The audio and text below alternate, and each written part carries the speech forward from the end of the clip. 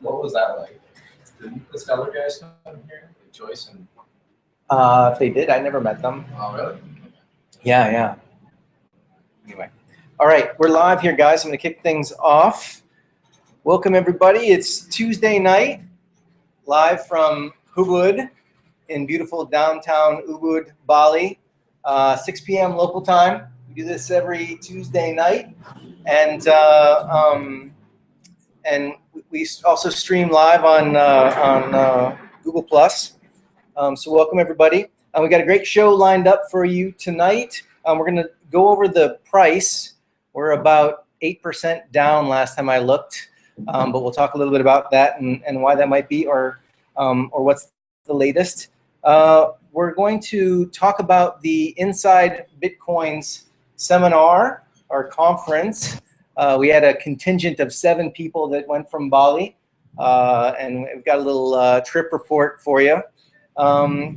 We're also going to review the stories that people have posted over the last week. There's a few newsworthy items, I think some discussion-worthy stuff that people have posted on the Bitcoins in Bali group. So for those of you who don't know how this works, basically this meeting is an ongoing meeting. It's happening 24/7 via Facebook at this Bitcoins in Bali group. Now let me share my screen so people can see what I'm talking about.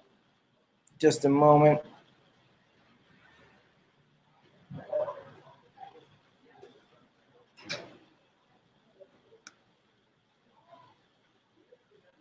There we go. I'm going to share my screen so people don't have to look at me. They can look at what we're all looking at up on the screen here. There we go. So the way this works is we have an ongoing conversation going on at facebook.com/group/Bitcoins in Bali. Hey, Manu. Hey, bro. Welcome. Nice outfit. That's cool. Thanks, man. Yeah, you're looking good.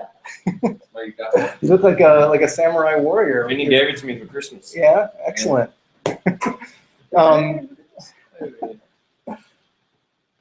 So anyway, the conversation takes place here. If you find something interesting that has something to do with Bitcoins or something to do with Bali, ideally with both Bitcoins and Bali, you post it here and we talk about it online. And if it's really interesting, we talk about it in person, especially if it's discussion worthy. We try and bring it up while we're all together in person. We're doing something a little bit new this year in 2015. We're also trying to have the conversation via Twitter. So if you have something to say about Bitcoins or Bitcoins in Bali, we've got this Bitcoins in Bali hashtag we're trying to make become a thing. So use that on Twitter, and we can use all the Twitter goodness to discuss there. So that's how it works. Right now we've got the live version of the meeting. No Twitter, no Facebook.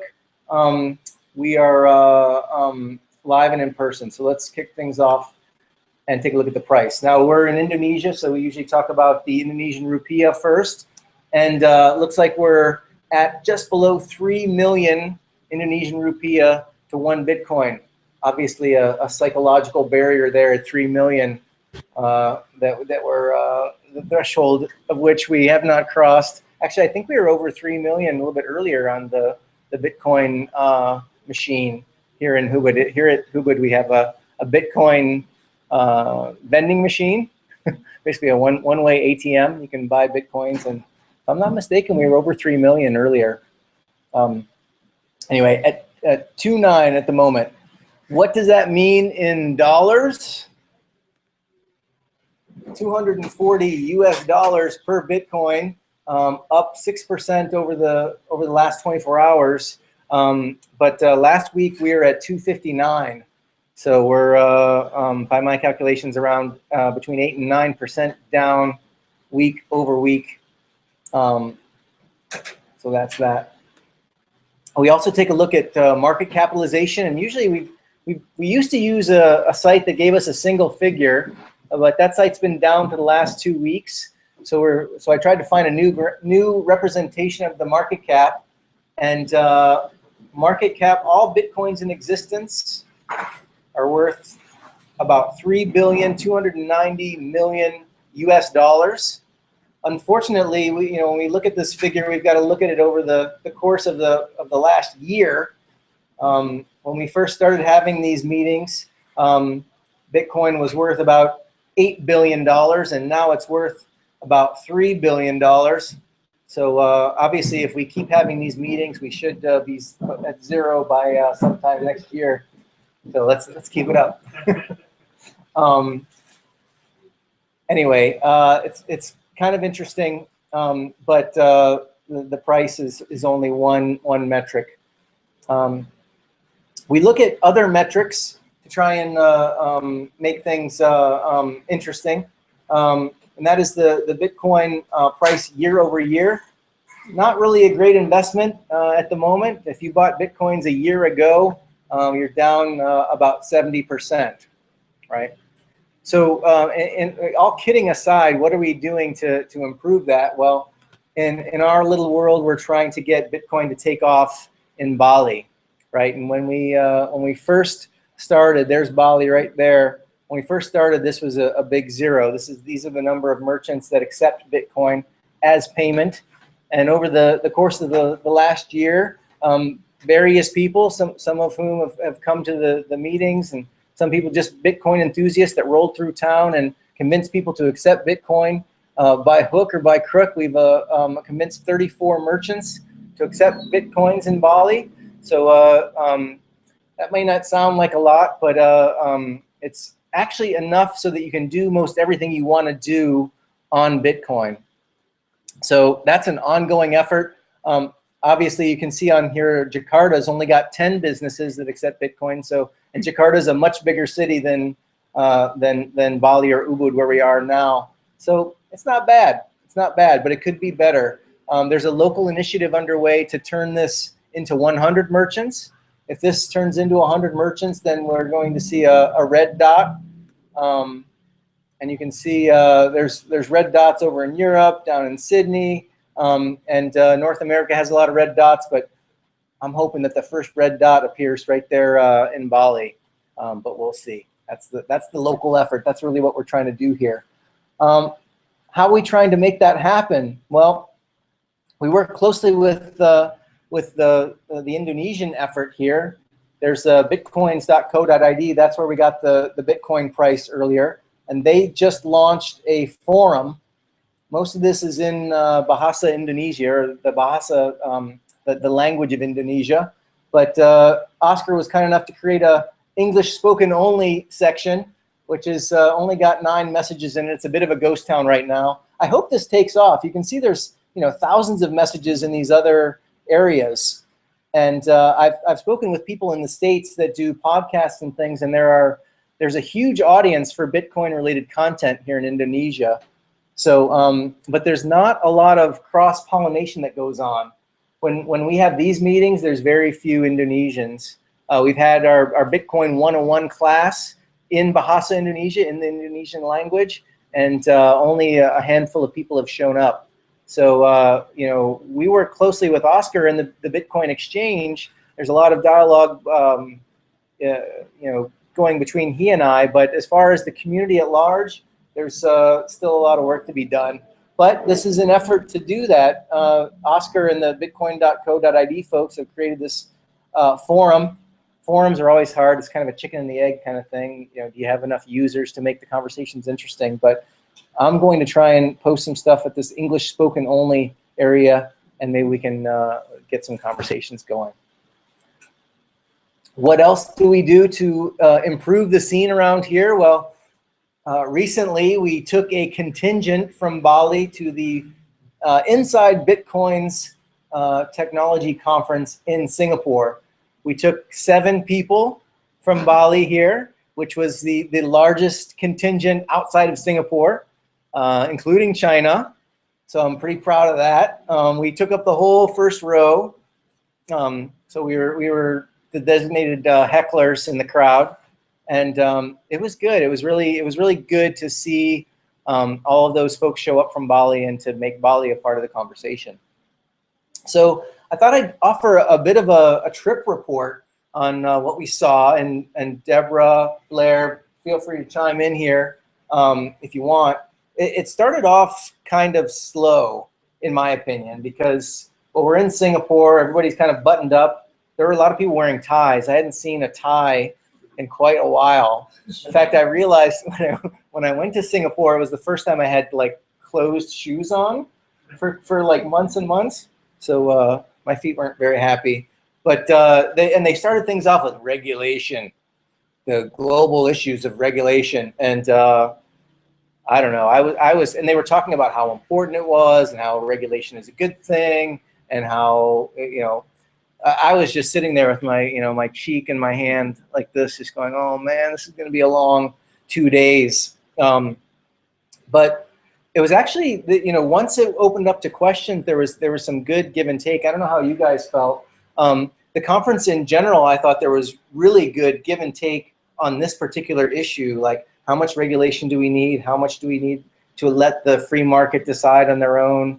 And there were some really interesting debates on both sides. But that's how it started. Another controversial topic on the first day was this idea of Bitcoin derivatives. There's this guy who's had just opened this BitMEX, Bitcoin Mercantile Exchange, derivatives market for Bitcoin.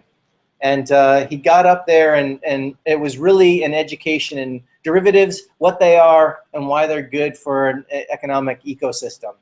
And it was pretty dry, pretty technical, pretty, I wouldn't say it's controversial, although we did have some discussions about modern day derivatives and their role in the current monetary system, and whether or not we need derivatives now.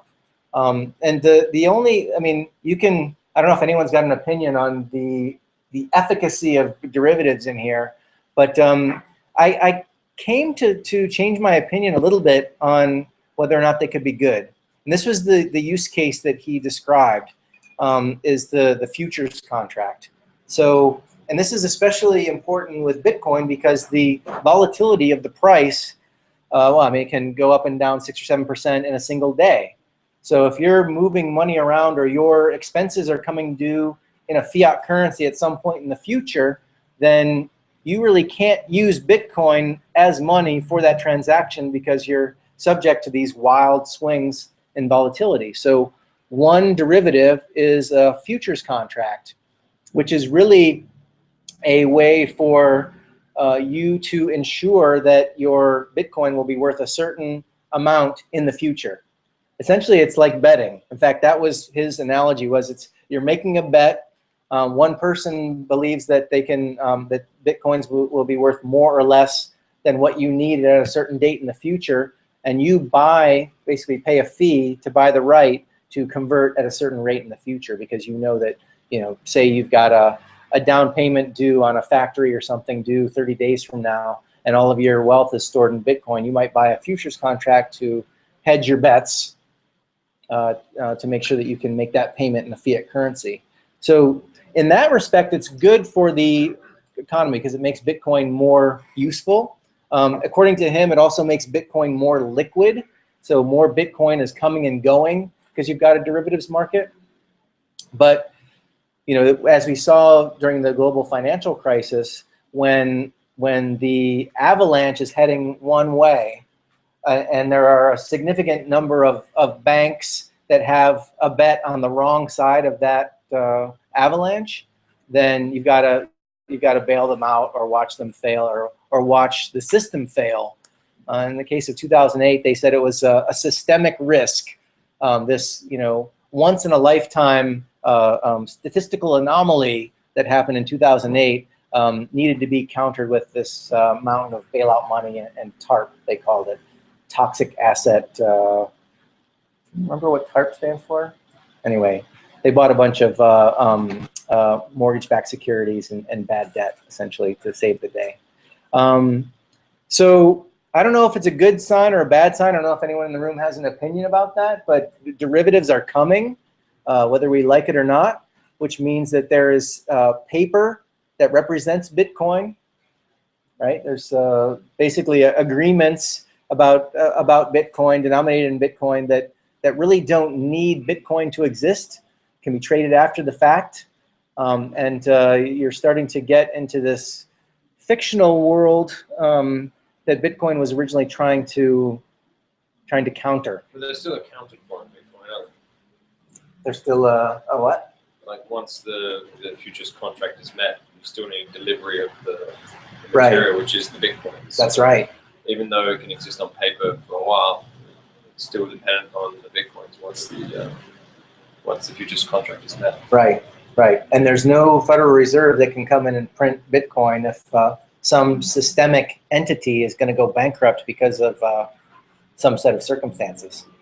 So anyway, it was interesting to have a guy who wants to bring that kind of functionality to the Bitcoin market. He was a super smart guy, and a lot of the discussion was over my head. But I did take away the futures contract, and it was a compelling argument he made. Let's see what else. Oh, well, let's break things up a bit. One of the guys on the original panel was this Sergej Fosky. I hope I'm pronouncing that right. But he came in from Eastern Europe.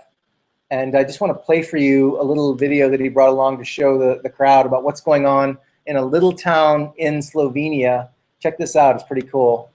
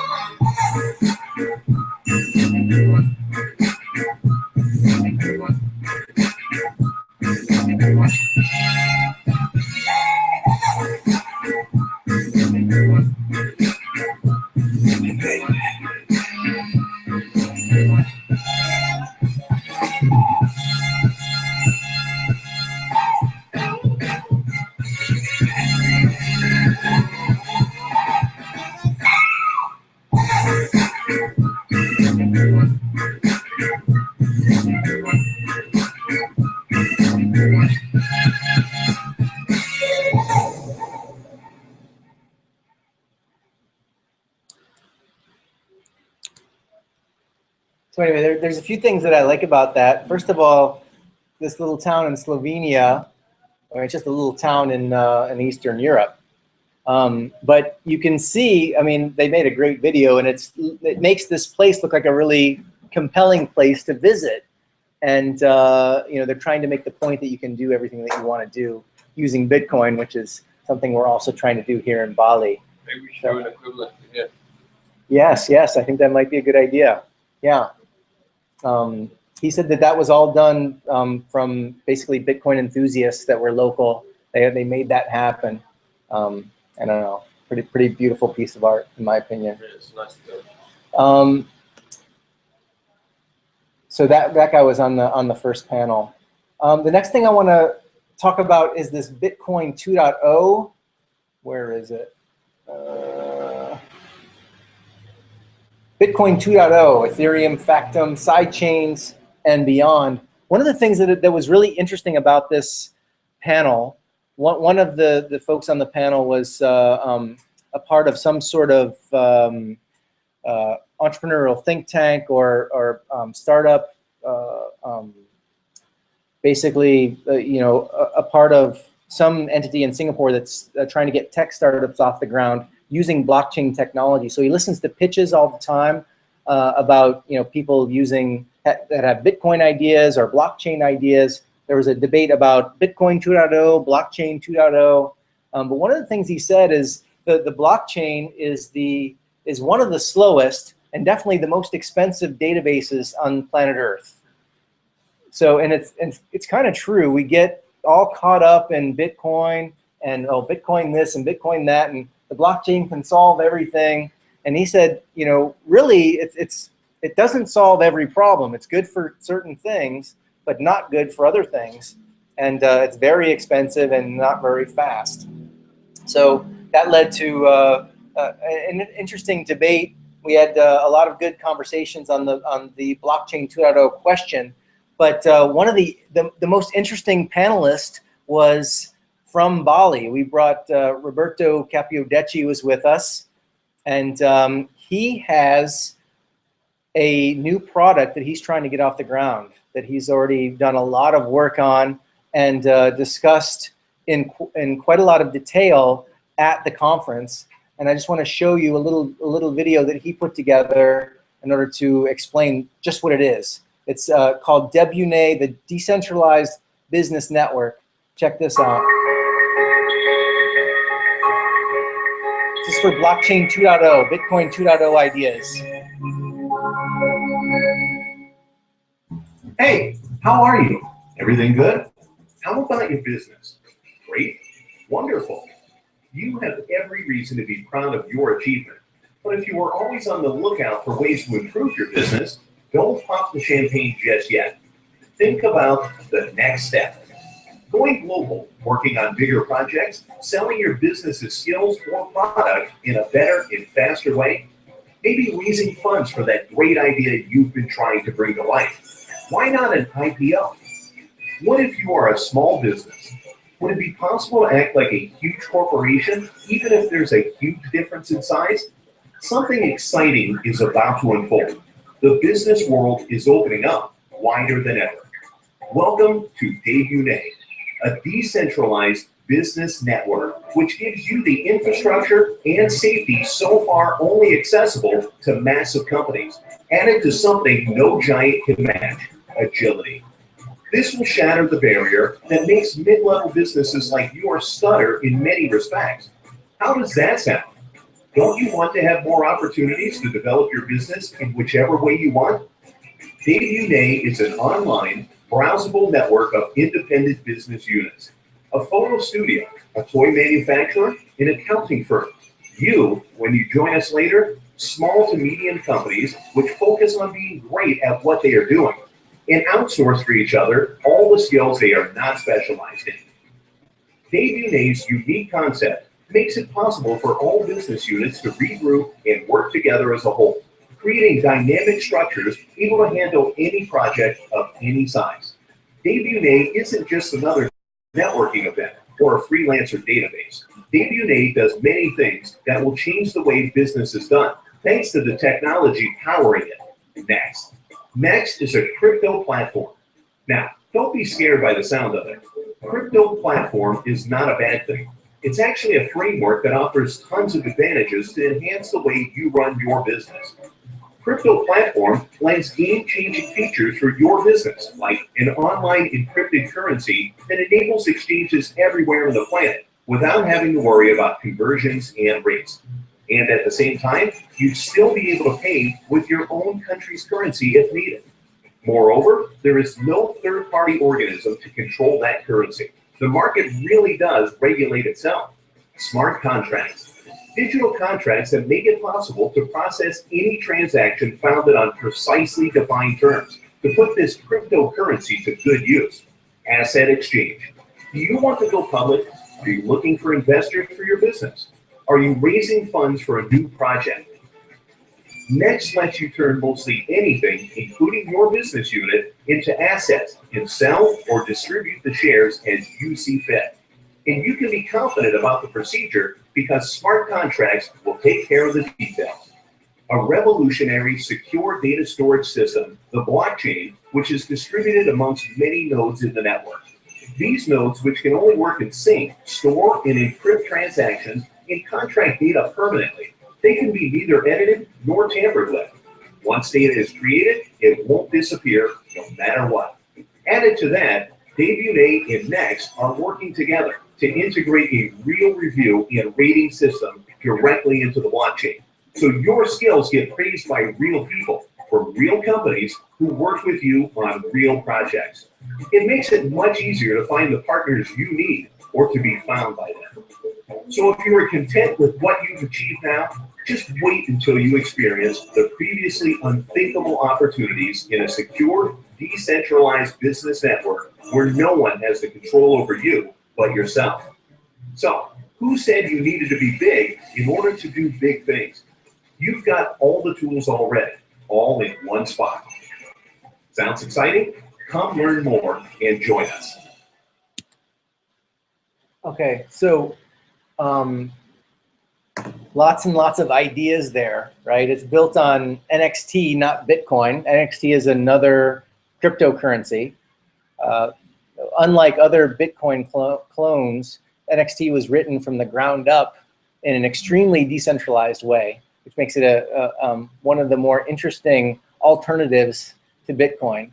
But it's, you know, all of those ideas in that that he talked about are enabled by the blockchain. So, you know, like I said, part of the conversation was, do you need a blockchain or not? But all the things that he described that this business network can do rely on a central place where you can store data that is incorruptible and unchangeable by anyone whose interest it might be to change it. So, like, for example, the reputation system. You have a mutual reputation system that can be useful for lots of different things. But when you're doing business with someone, if you've got a trustable, unbiased reputation system, then it should help commerce. Basically, the whole idea is that if you're an accountant or you're a photographer or a designer, developer, you can basically put your skills on this network, and then you can have a smart contract with anyone around the world. And if you meet your deadlines, then you automatically get paid, and all kinds of the plumbing of business gets taken care of by the network itself. So had a few really interesting conversations with Roberto about this. He's working on this locally, so if anyone's interested in getting involved in this, you can do it. And he's around town if you're interested in discussing the ideas, because these are really big ideas. The things that we always, you know, we talk about smart contracts and we talk about using the blockchain for reputation systems or asset IPOs, things like that. But he's really tackling this problem head on and on his way to doing it. So very, very cool. I thought his was the best contribution to the blockchain 2.0 discussion, and I just think it's really cool that he's here making it happen. So anyway. It's interesting you chose NXT over Bitcoin as the platform to do it on. And NXT has all sorts of things that are working well now that Bitcoin still doesn't have. Like the decentralized exchange platform works there now. There's nothing in the Bitcoin space that does that. And it's based on proof of stake as well, so it's not consuming any energy. So there's no ecological impact. Indeed. Yep. Yeah, a lot of interesting stuff about it. Yeah, NXT is definitely. I've been planning to look at NXT for a long time, but I think I'll take a look now that he's trying to make that happen. Still very low market cap. Well, you know, the interesting thing that there's all these Bitcoin 2.0 entities trying to raise all this money to get started, And you can compare NXT to other platforms like Ethereum, for example. But he was telling me that they did the whole thing on $21,000 fundraising. So I mentioned earlier that NXT is extremely decentralized, and it's, all of the development is done in a decentralized way. All of the publicity is done in a decentralized way. And there's no founders still anonymous, like Satoshi. Yeah, they have an anonymous founder who wrote a lot of the initial code. And it's just fascinating. They've got a working version of what Ethereum says they'll be. And Ethereum raised what, like 75 million or 80 million dollars? Anyway, it was in the millions. And here NXT is already working, and they got started with $21,000. So I don't know, fascinating.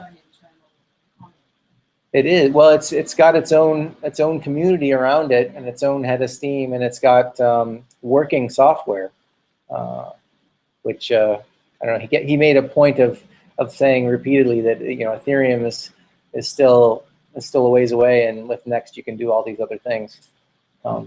So anyway, it was fascinating. The main thing people get upset about with Next is pre-mine. Ah, okay. So they all already exist. Everything already exists, yeah. I thought I'd pull up this CoinGecko just so you could see where NXT fit amongst all of the other big alternatives to Bitcoin. There's the 800-pound gorilla Bitcoin at the top. Litecoin, Dogecoin, Ripple, BitShares. There's NXT coming in at number 8.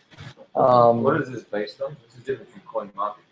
Yeah, this is CoinGecko. The CEO of CoinGecko was at the conference. Really interesting guy, very smart guy. Added a lot to many of the conversations. He's trying to give a weighted score based on all of these different factors like market cap, liquidity, developer participation, community, public interest. And he's got metrics and algorithms for all of those so that he can come up with the total score. So yeah, you'll see Next show up in a different spot on CoinMarketCap because he's ranking them based on these other weighted. Right. Yeah. Good site and some smart guys behind it. All right. Saying Ripple's market cap is 1.7 billion. Not 1 point. What is that? On CoinMarketCap, it's giving 500 million. So I was just looking at that just now, and it looks like when he's starting to the market cap in terms of Bitcoin value rather than dollar value. Oh yeah, the B symbol. Yeah, that's interesting. It's a friend of mine that runs it, so I might speak to him and ask him if he could adjust that to dollars. Because everyone, I think, generally thinks of market cap in dollars. So. It's probably deliberate though. It's probably trying to shift thinking into currency Thinking in terms of, tokens instead of fiat. Can you change that in the top left-hand corner? Oh, you can. We got to drop down this agency. There you go. Okay. Oh, that's cool. I haven't seen it. All right. So Nice one, Blair. What's that? What is Next market cap? $12 million. Quite small, huh? Seems to be the only one in there that's proof of stake as well. Right. For those of you who don't know about proof of stake, well, Bitcoin works on proof of work, meaning that it's got computers all over the world crunching numbers. That's what provides the security. In the case of NXT, if you've got more NXT, then you've got more voting power. And basically the blockchain, the next block on the blockchain in NXT is determined by the people who own the most NXT. To buy it, the only way you can get a proof of stake token is by buying it from someone that has it. So this is one of the big problems with proof of stake. Proof of work is much better to distribute tokens across people because anyone can just plug in and mine. Whereas proof of stake, you have to buy it from the founder. Same with Ripple is also proof of stake, sort of. Right. Ethereum's, I think they're planning on doing a hybrid. So proof of work at the start to distribute the tokens, and then proof of stake once the tokens are relatively distributed, so that it's not consuming the energy anymore. They still haven't made their mind up. Yeah. This is one of the fundamental problems of currency: is how do you distribute it initially in a fair way? We had that Aurora coin. I don't know if anyone remembers Aurora coin, where Iceland was going to create this Aurora coin and give all of their everyone in the whole country with a social security number a little bit of Aurora coin and see if they couldn't get an economy going in Iceland. And as soon as there was an exchange rate to Bitcoin, everybody cashed out and Aurora coin died. So you're right. Well, they have some, but it didn't work to seed an economy like they tried to do. And so the problem of an initial distribution failed in the case of Aurora coin because they couldn't give it away. They did give it away, but it didn't allow everyone to have money that worked inside of an economy. A lot of people criticize Bitcoin because I think 60 or 70% is in the hands of the people who got involved very early. They're like, oh, those people, it's just like the regular system. A few people have a majority of the resources. But it turns out to be a really tricky problem to give money away initially, especially when it has no initial value. So, have you looked at opportunity cost?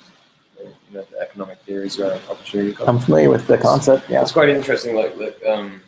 And proof of stake suffers from the nothing at stake problem because the tokens themselves have not cost any opportunity, if you like. Whereas Bitcoin, someone's bought hardware, they've expended physical resources to buy the resources and to buy the electricity, and it's because they've invested that amount of money, then what they produced has they've actually produced. Yeah, so it's really interesting how value is created.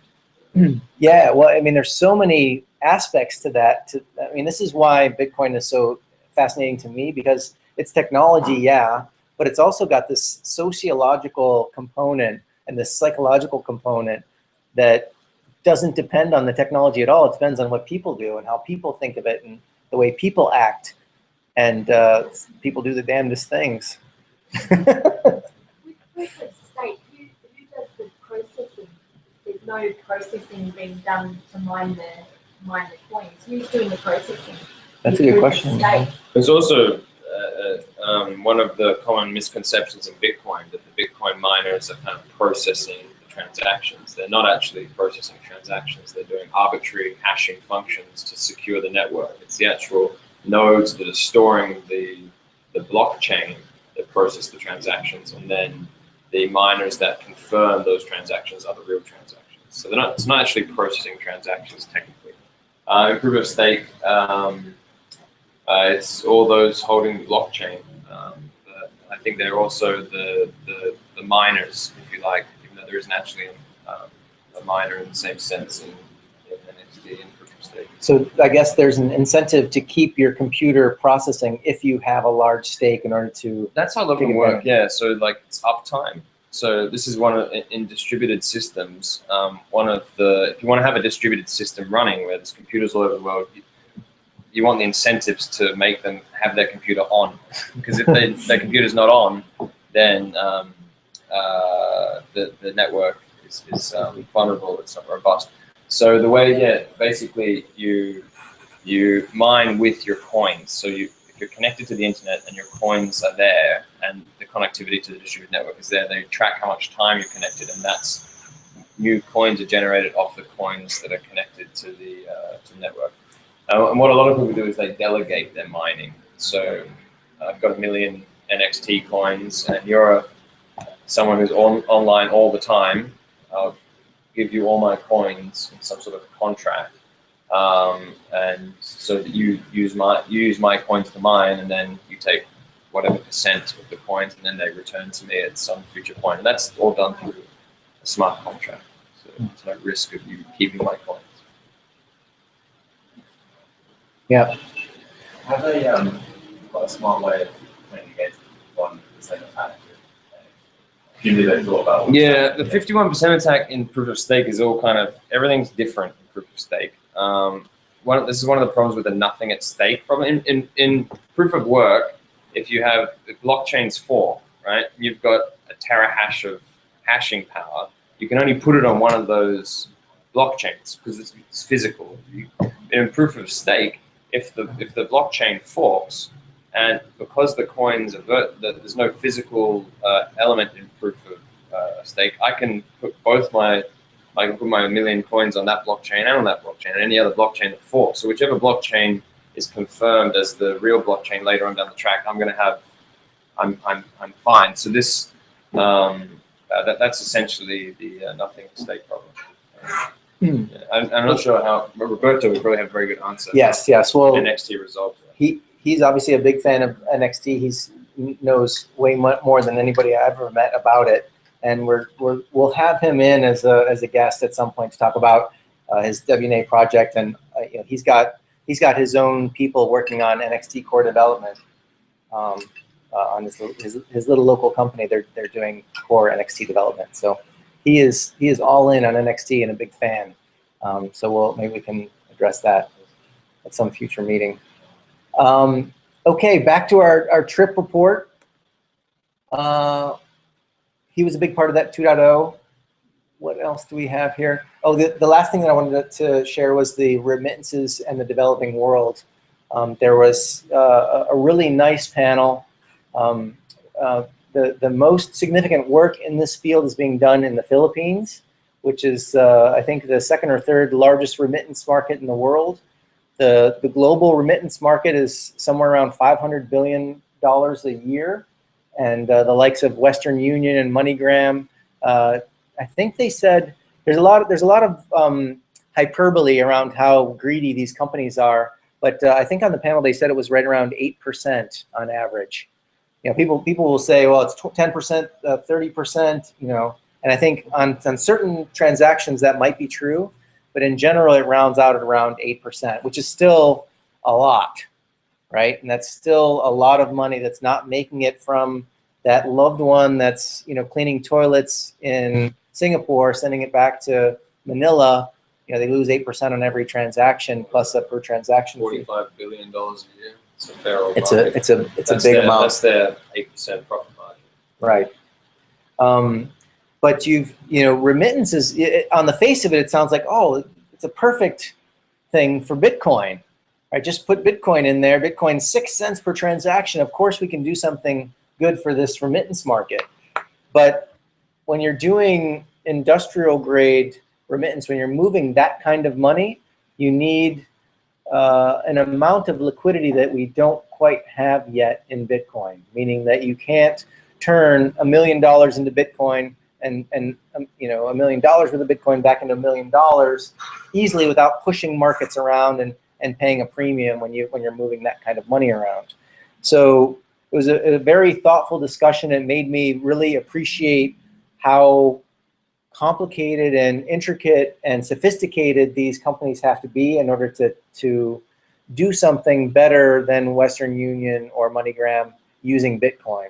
The good news is that Bitcoin volatility goes down over time. We've seen over the last 5 years, if you graph Bitcoin volatility, it goes down. So this should become easier and easier, but they can't really, I mean, correct me if I'm wrong, guys, but I think the upshot was they can't really do this on an industrial scale yet. I mean, they're doing it in small amounts, and they're, you know, it's a bit of a test net, so to speak, but it doesn't sound like they're doing huge numbers yet, and aren't able to because of the liquidity problem.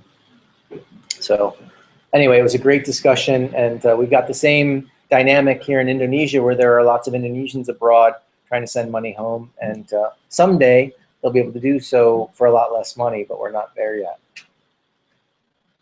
So there were test cases in Philippines and Vietnam where this is happening, so there are companies facilitating the remittances. Right. Yes. It is. Well, and you know, obviously, if these people don't have to convert to fiat, then that's an answer to the problem as well. So volatility goes down, and if these people are able to start buying the things they need to day in and day out using Bitcoin, then they're not subject to, you know, all of these middlemen taking their cut. So that's another piece of the puzzle. And with the transaction fee, if you factor in the inflationary cost, it's I read an interesting article the other day, and they were estimating it to be like in the realm of like sort of $15 to $20 a transaction. That's what it will be when market forces take over? Right now, in reality, if you take all the transactions that happen sort of daily factor in the actual mining cost, which is depressing the price, which is the electricity that has to be paid for to maintain the network, and split that across all the transactions, it averages out plus the 5 cents or whatever, like $15 or $20 a transaction. So is that a cost that's being borne by the miners because they've got all this mining hardware? And it's a cost that's being borne by the holders of Bitcoin, because the mining, the inflationary nature of the mining, and that constant release of supply on the market depresses the price. So it comes out of the market capitalization, essentially. So, okay. Well, I'm not sure I quite follow. But is that taking the entire... So if the mining network costs, if all the miners, crunching all the numbers all over the world, they're consuming like $2 million of electricity per day, something in that range. Divided by the number of transactions? Divided across all the transactions that happen daily. And you factor that cost in as well as the actual transaction cost within the transaction. Then it ends up being much more than 5 cents. It ends up being like $15 or $20 a transaction. So the cost is borne by the miners. Well, and then in effect, all Bitcoiners, but the miners actually have a bill every month for electricity that they have to pay. And then they get rid of Bitcoin. They sell their Bitcoins and pay for the electricity.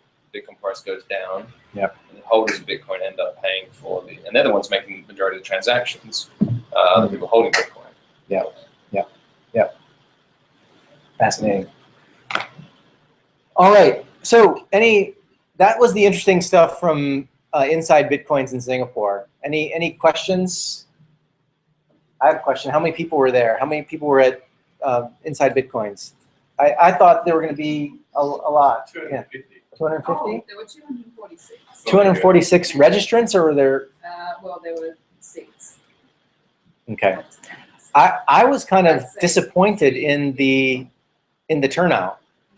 I thought there might have been more people in the financial hub of Southeast Asia that were interested in Bitcoin. We did one of the panels. It was very interesting. We talked at one point. We had a panel on building a Bitcoin economy, and there were lots of people that had organized kind of like this meeting in their own hometown, and they said that they worked it out that the attendance at Bitcoin meetings is the price divided by 10. So if the price is 200, then there's probably 20 people at your meetup. But if it goes up to 300, then there'll probably be 30 people there.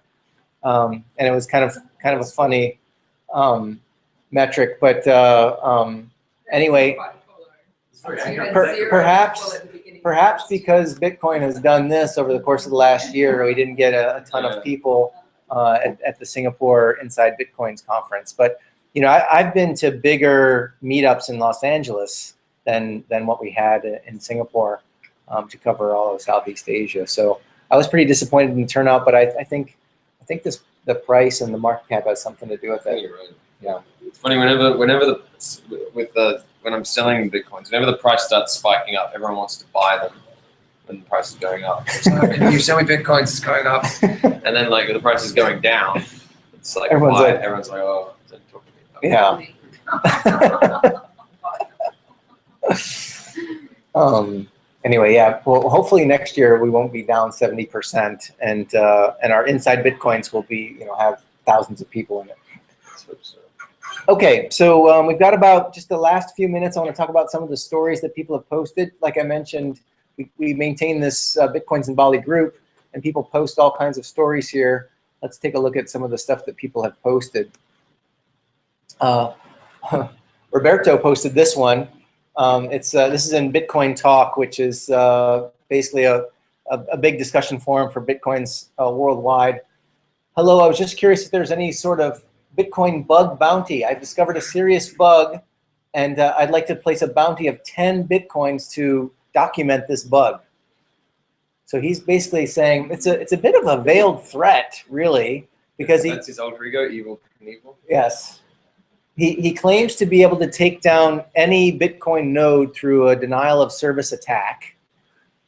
And he says newspapers and journalists may have a private demonstration of this going on. So I'm sure any journalist is going to be savvy enough to determine if that's a valid test or not. But it's quite This is the kind of thing that goes on kind of under the covers. It's kind of the dirty underbelly. I don't really know if this is legit or not, but anytime someone's wants 10 Bitcoins to improve the ecosystem for everybody, I'm a little suspect, especially when the implied threat is I can take down your Bitcoin node at will whenever I want to. That is Roberto. Roberto posted this, but he didn't comment, so I don't know what he really thinks about this. I suppose he's probably laughing. He's always making jokes. I don't know what you guys think about it. You know, I post a lot of things that show that the Bitcoin community is taking care of itself. Like there's a lot of self-regulation, and there's a lot of people have a lot of money at stake, and so there's an incentive to cooperate and make things better. This guy is. What other responses? Well, this one's, I totally believe you, dang. Where's my sarcasm font? Hold on, do you mean that Roberto posted this to the group, or that he actually started He posted it to the group. He posted it, here it is, Bug Bounty requested. So he isn't the initiator? He isn't the one that initiated. I thought you were saying he was the initiator. No, he's not the one that found the bug. It's this Evil Knievel guy. I hope it's not Roberto. Who knows? Maybe he's Evil Knievel. I doubt it. But anyway, there's lots of. I'll post the links in the show notes, and you can take a look at it. It's entertaining to see what goes on under the covers. It's the dirty underbelly of Bitcoin development. Check it out. This is another kind of dirty underbelly thing. Maybe, I don't know. This was posted by Peter in South Africa. Hello, Peter, if you're listening. Lazooz, the decentralized crypto alternative to Uber. And they're creating this, well, I'm all for it in theory, right? I'd love it if we had a decentralized ride sharing here in Ubud, if only to get the taxi drivers to stop asking me if I need a ride everywhere I go. We could just give them an app on their phone and tell them to put their signs away. But these guys are claiming to be creating this Android app that does this, but they're creating their own token called a Zoos, and you earn Zoos or mine Zoos by driving around, getting the app and driving around, and then if you, in principle, at some stage, and they make it clear that stage has not come, and that no one has actually taken a ride yet on Zoos, but eventually you'll be able to spend your Zoos with someone who's giving you a ride somewhere. Is it open source? Is it on Git? Well, I'm not exactly sure. I don't know if it's open source or open source yet. But one of the interesting things is they've already raised $80,000, and they're doing another crowdfunding for $200,000 to build out this application. And they're going to convert some of that to Zoos and have a crowd sale of this Zoos token. And I believe it's all pre-mined to begin with. So it's pre-mined, and then it's mined secondarily by people driving around and earning it. But somebody has a whole lot of this token laying around. I don't know. I mean, I'd love to hear from these guys or talk to these guys or learn more. Like I said, I really love the idea, but I'm always suspect when people want to raise all this money. I mentioned earlier that they built NXT with $21,000, and $200,000 just seems kind of arbitrary, And I don't know. There's a lot of money floating around in these spaces, and there's a lot of good projects that need money. But I'm always kind of scratching my head when people try to operate this way. But anyway, take a look at the link. I'll put all the links in the show notes. You can take a look for yourself. Let me know. Maybe post your thoughts, because I don't know. These guys could very well be legit, and I'm not trying to be the naysayer.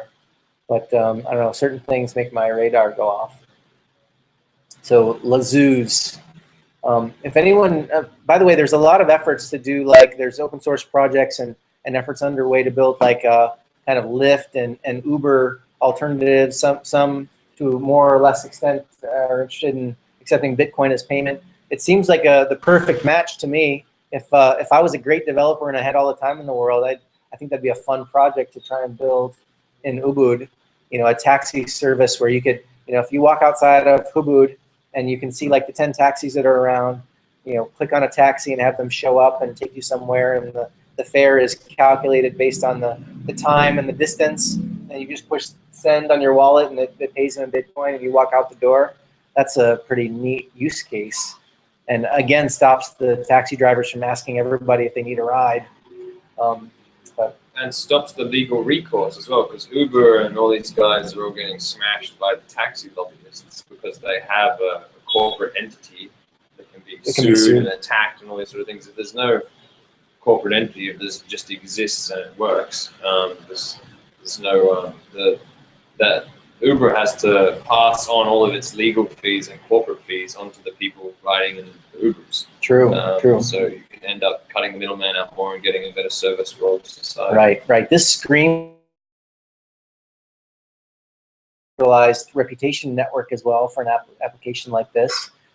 So yeah, it seems like a perfect fit. I mean, I'm sure that blockchain technology will play a role in these kinds of applications going forward. Just makes sense. So, what else? Blockchain brings the Internet of Things. Is everyone here familiar with the Internet of Things? Basically, they want to give an IP address to everything on planet Earth, like the air conditioner over there, and this table, and the refrigerator, and the refrigerator emails you when it's out of milk or something like that. Or and the point that this article makes is that they should be using blockchain technology to do this and decentralize it, because you know, presumably if all of your things have sensors in them and are reporting back to some corporate entity, they're going to use big data to try and sell you more stuff, right? Or who knows, like spy on you or sell your information to an insurance agency, or who knows, you know. And the article makes the point that you could use a blockchain to make it opt-in for anyone. Like, so for example, you could choose to have your refrigerator publish information to a blockchain about its, you know, electricity usage or not, right? So that you don't have these central points of failure, these central points of hacking, or these central points of corruption. But obviously you take some power away from the corporations that are trying to use big data to, I don't know, amalgamate information on you and sell you more stuff. So it's a pretty cool article. It's a pretty cool concept, the Internet of Things. And it's pretty interesting to think about how the blockchain might play a role. But I don't know. Any thoughts on that, or any ideas? We just mentioned how the blockchains are pretty inefficient database as such. That would be a bit of an issue. And also, I mean, with the blockchains, like, well, it's pseudo anonymous, but it's also going to be published everywhere. So is that, do we want to share that type of information with everyone? At least with corporations, right? We don't necessarily know what they're doing, but at least it is private in some senses. Like, there are legal repercussions should the information get out there. That's a great point, and you might be right. It might not be the best database to use for all those things. As far as I can tell, the blockchain is good for irrefutable, irreversible, incontestable data storage that everyone can agree on. So if your database needs to do that, then you might consider blockchain technology. So you could actually have your own block or your own database, and you could write a hash to the blockchain that refers to data that you have control over, but you can prove that you wrote it, right? So you can. There was another 2.0 idea at the Singapore conference. It was called Factum, and basically they said it's a blank piece of paper, but it can never be erased, and if you change it, there's the audit history. Like, okay, do whatever you want with your blank sheet of paper. And what they do is they write a hash to the Bitcoin blockchain, and that hash is forevermore recorded in the blockchain, and it refers to other data that you can tell if that data has been changed, because if they change it, then the hash changes. Right. All right. So you end up using the blockchain as a database, but it's only storing a hash. It's not storing all the customer records for all of General Electric's refrigerator owners. You know? And also, just to add to that, the inefficiency of the Bitcoin blockchain and its associated costs and its pseudo anonymity, these are all functions of the Bitcoin blockchain. You can have other implementations of a blockchain technology that can be totally anonymous or totally transparent. Or so the features you're referring to are not inherent from blockchain technology; they're more around Bitcoin blockchain implementation. Yeah, yeah. I'm not familiar with the methods, for example, with NXT that get over the need for like a high hash rate to secure the network. But I suppose when it's possible to have a secure network without high hash rate, then it's a blockchain ideal in non-Bitcoin related applications. Yeah, if you have a look into proof of stake, it's very interesting. There's so much goes into just that. Good. Good stuff. The other interesting thing about the Internet of Things is, there's a lot of talk about smart contracts. That's part of what Roberto is doing, these smart contracts. And smart contracts rely on the state of the world, right? For example, you can think of a smart contract needing to evaluate if a refrigerator is working or not, or if it's been working or plugged in for the last 30 days or something like that. And the Internet of Things can make these smart contracts possible, can exist out on the Internet and answer questions about the real world that you can make contractual decisions on. What might be great for the police. Yes, indeed. Yes, indeed. There's a good side and a bad side to all of this, and that's why I think it's scary and exciting. yeah. Well, we get to see what human beings are really about, because there's going to be an opportunity to do good and an opportunity to do bad, and there's only going to be more opportunity to do either of those things. Yeah, it all depends on how these technologies are implemented. They can be freeing technologies or control technologies. Well, and that's why it's good that we come to these meetings and talk about it and make sure that we're making explicit decisions and not default decisions that don't serve us. So I think the more conscious we can be about this, the better decision making we can make and steer things in a positive direction. But it's not in any one of our control, unfortunately. Also, with Or the fortunately. Internet of Things, so would there be any emissions? Would you be inviting in a lot of emissions into your house? You know how they say that it's good to switch off Like Wi-Fi. things like that in your house when you're sleeping, so that it doesn't have a lot of emissions. If you had sensors on all your things, would it be? Yeah, well, I think we're already totally bombarded with electromagnetic energy all the time, at all times. So, but that's a good question. We don't know what the results of 75 years of that are, because I didn't have a Wi-Fi router in my house when I was a little kid. Yeah. But your kids will, and if there's more and more, who knows? But it is energy and information going through the air and also your body and your brain and everything else. So I don't know. There are Faraday cages. Are you familiar with a Faraday cage that blocks out all radiation, all signals? This is where they interrogate CIA suspects and make sure they can't communicate with the outside world. They put them in a Faraday cage. And there's also people that are highly sensitive to electromagnetic energy, and they have to go live someplace like on the North Pole or something, so they won't be exposed to.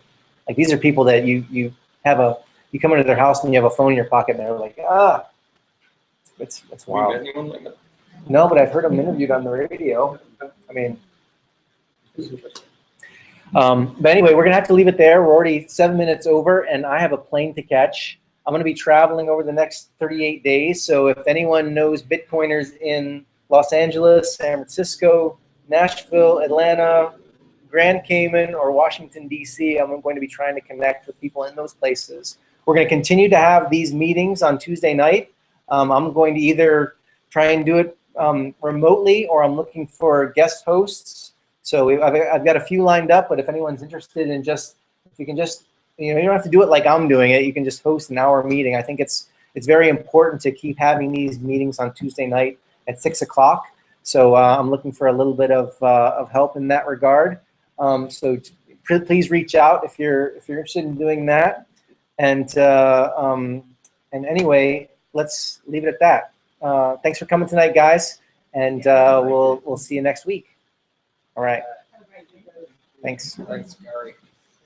Cheers, Gary. I'm going to group an hour in LA at the moment.